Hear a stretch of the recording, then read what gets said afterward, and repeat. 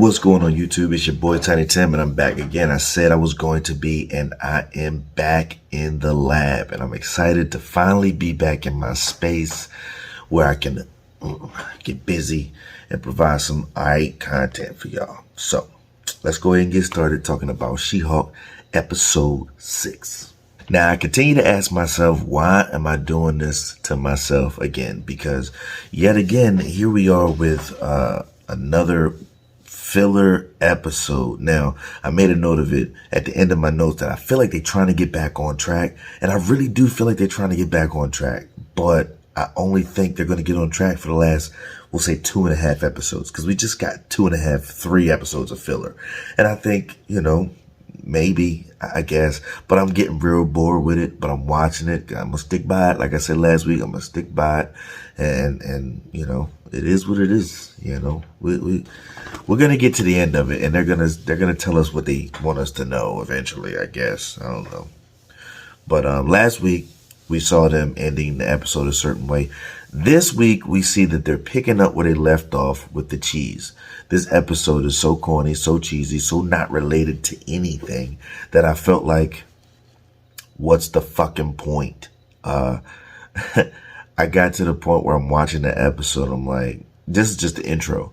What the fuck? I don't understand why this is a thing. Okay, so now we're going to be getting ready to go to a wedding to a person, a friend of Jen's, a person that we've never seen or met or heard of before. Okay, cool. I mean, whatever if you say so, but I just felt like that'd fit better had they just come in last week and said, oh, look, I got at the end of the episode, oh, look, I got an invitation to a wedding for my friend. But this is just coming like out of nowhere, and I'm not really feeling it. I'm just not feeling it. Then we start again. Here we go with another bullshit legal case. This time, Jen's not even involved in the legal case. And it's like, what the fuck? This whole Mr. Immortals thing with the multiple wives and the actual multiple wives and a husband. He's immortal. Whenever he don't want to deal with the bitch no more, he just kill himself, gets him out of the legal marriage obligation. And now all of these people feel slighted by his actions. I just think it's a bunch of bullshit. It's a fucking waste of TV time. It's just, Jen's a lawyer and she ain't did no lawyering. She been sued by Titania, and the only lawyering she did was for Abomination. Was that the only lawyering? No. That little Meg Thee Stallion shit, where even then she was just a witness. She wasn't even the actual lawyer. I just feel like that's a bunch of wasted shit. Stop if you're gonna put some legal shit in the show and represent GLH and K, then have it be Jen Walters pleading a case.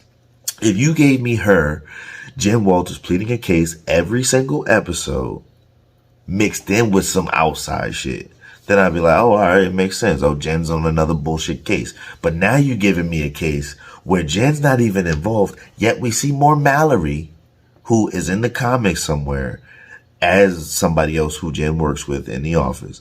She's in the comics somewhere. I'm not 100% familiar, but I do know that because after the first little peek in from episode 1 or 2 or whatever it was, I looked her up. She's a real character in the comics, but relevance.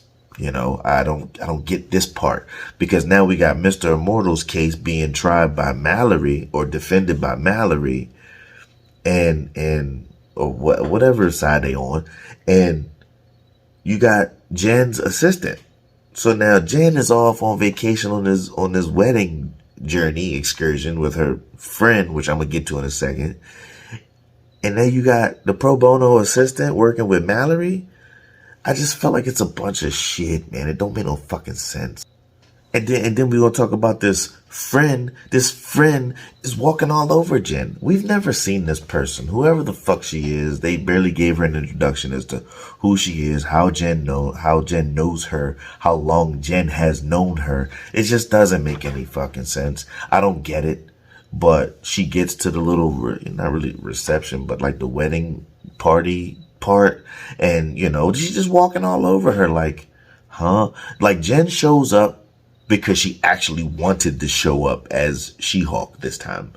You know, she wanted to show up and her friend wanted her to be just Jen.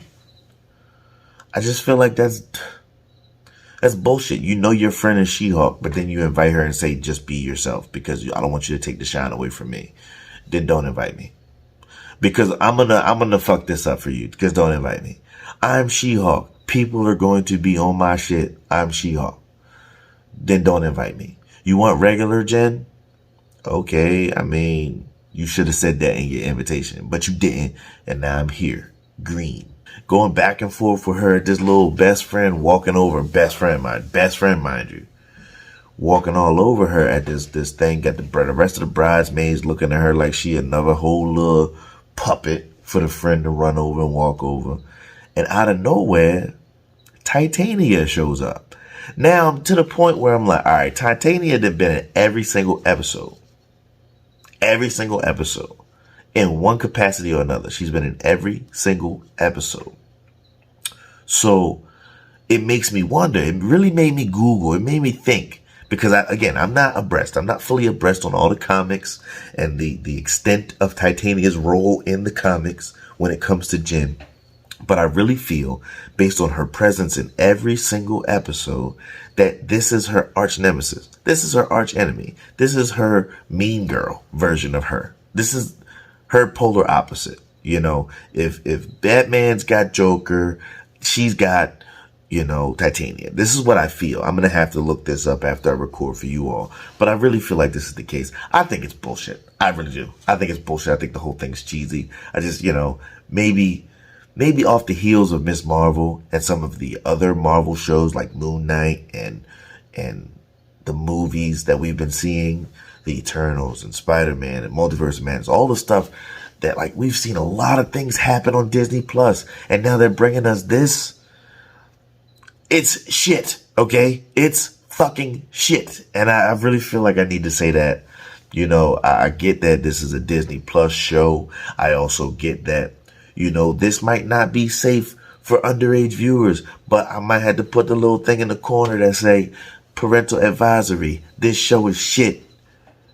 Between this episode and this episode, the show is shit. I really got a feeling the episodes 1, 2, and 3 gonna bring the heat. 4, 5, and 6 is trash. 7, 8, 9, and 10 is about to be okay fire. I'll say 8, 9, and 10. Gonna be fire.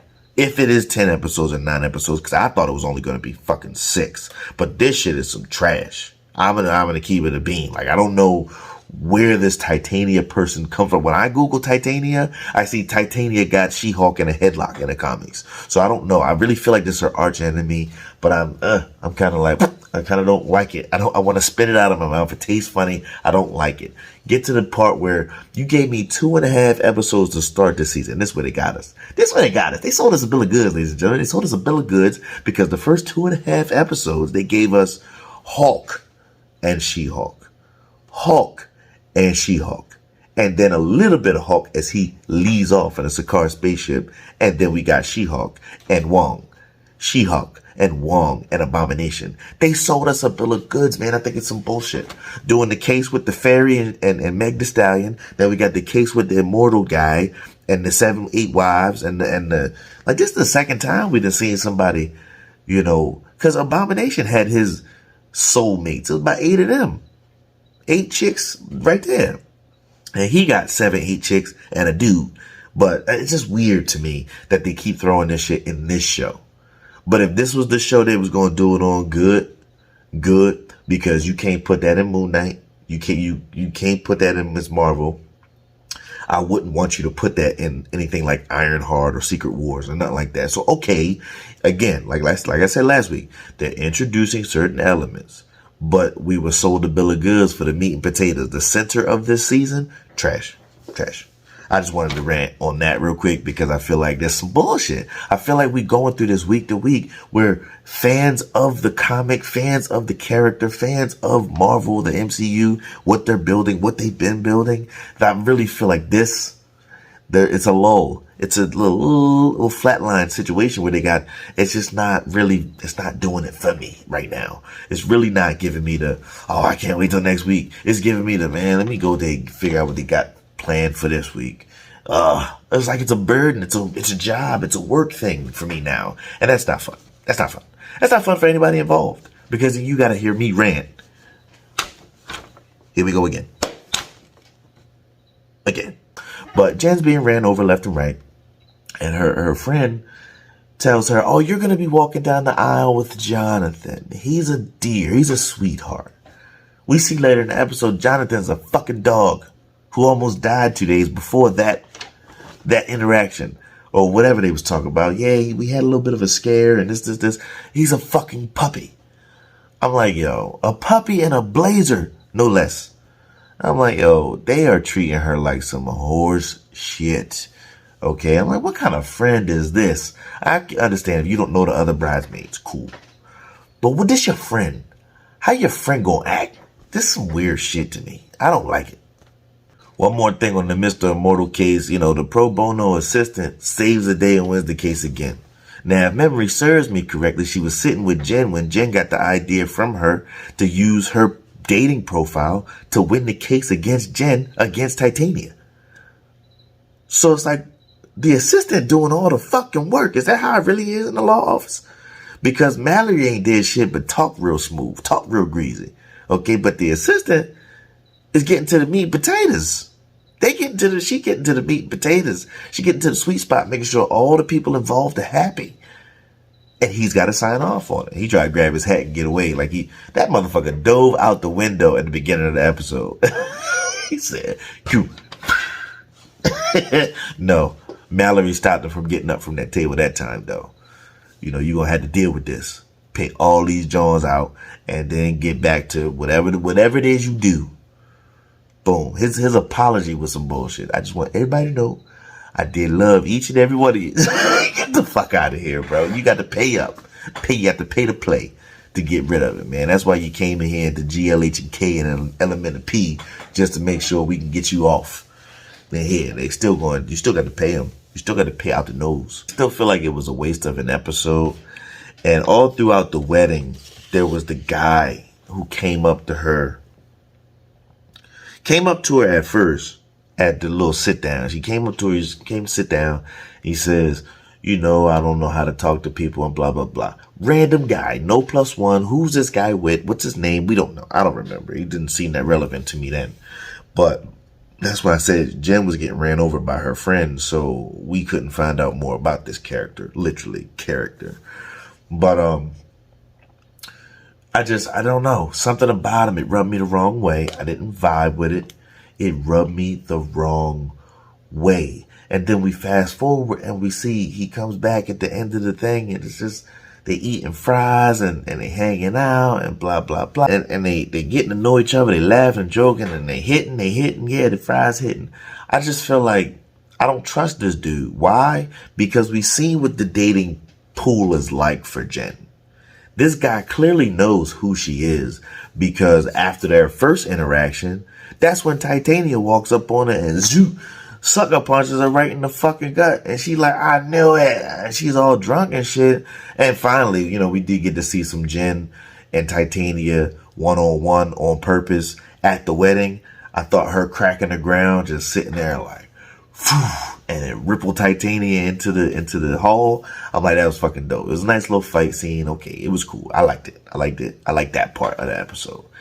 But I don't know what it is. Something about the Hulk and She-Hulk. I need more of that. I need more of her rumbling. In the comics, she was half butt naked all the time. I don't necessarily want to see that. Granted, she ain't half bad, but I don't want to see that. Mix in some more rumbling, even if it is Titania. Even if it is some goons in the back alley.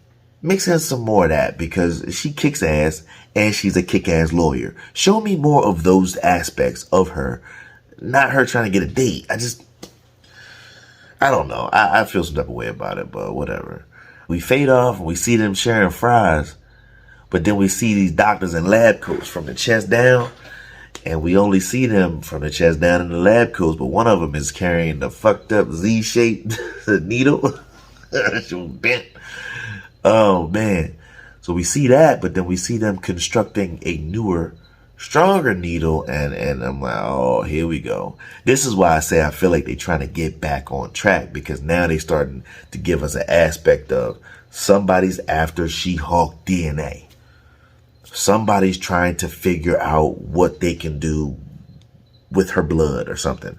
You know, that's more important to me than her dating profile or a wedding reception that we've never heard of this friend before. It's just, I feel like the wedding was on purpose to introduce Titania again. I feel like the wedding was on purpose to introduce Titania, but for some reason, this random guy wants to share fries with her. I don't trust that that's a good quality love interest, because you've already shown us somebody trying to steal her blood by breaking her skin. What if that was the dude? We never saw the dude face, did we? I don't think so. I think I need to revisit that.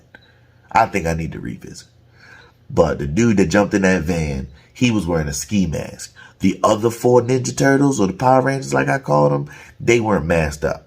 This dude was. So, you know, maybe we revisit and see if that's him. You know, we don't know. He might be trying to get her DNA off the plate that they had the ketchup and fries on. And that's how they do it. You know, we don't fucking know. Either way, we saw the lab coats. We saw the new stronger needle. And that's all we get. They left us hanging again. This is how they keep us on the hook. They keep us on the hook by giving us this little piece of 13 seconds worth of information that they say all of a sudden, oh man, remember the needle? That's the needle. Okay, cool, because somebody's still trying to get her blood this whole time. No, that's only the second instance in 6 episodes where it's referenced that somebody's trying to steal her blood. That's it. And I'm like, you know, you're digging. You're really reaching to keep the customers on the hook, to keep the viewers on the hook. And yeah, I'm going to watch it next week. I'm still on the hook. But it's some bullshit what we got to do to stay on the hook, to be on the hook. You know, I'm tired of being on the hook. You feed me alone. 25 minutes of some bullshit. 3 minutes of some quality, keep them on the hook. I could write that in my sleep. Like, come on now. I could design an intro for 6 seconds, keep you on the hook. Keep them on the hook. I could write something. Keep somebody on the hook. Don't give me 25 minutes of bullshit and then 3 minutes of hook. Because you got me. You got me. But yeah, I want to know what these doctors is about. What business, what company is this trying to get her DNA? Is it towards a grander scheme or just something in She-Hulk in LA town, in their village, just in their metropolis? You know, is it something that's bigger, like a Secret Wars or a Secret Invasion or like a Thanos level event tied to this particular piece of information? We don't know because they're not giving us shit. This is 6 episodes. They give us 2 clips worth a damn. Fuck. Oh my gosh. This show still bores the fuck out of me, but I watch it for this. It's got the cheesy moments. It made me laugh a little bit. But shit.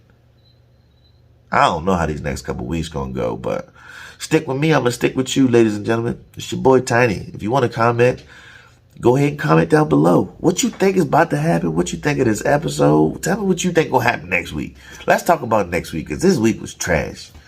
Ugh. But until next time, catch me on all socials. I'm going to go ahead and sign off. Catch me on all socials at Tiny Tim Gaming 3.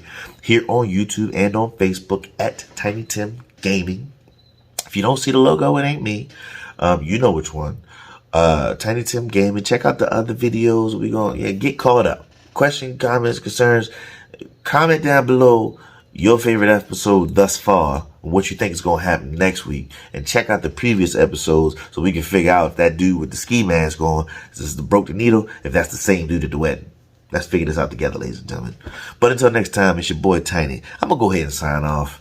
I have no theme music. I ain't got nothing special, but it's your boy Tiny, back in the lab, show enough. And that's for sure right on. Out.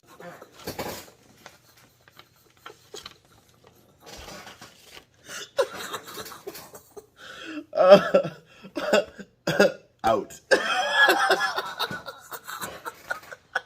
Oh shit, I cracked myself up, man. What the fuck?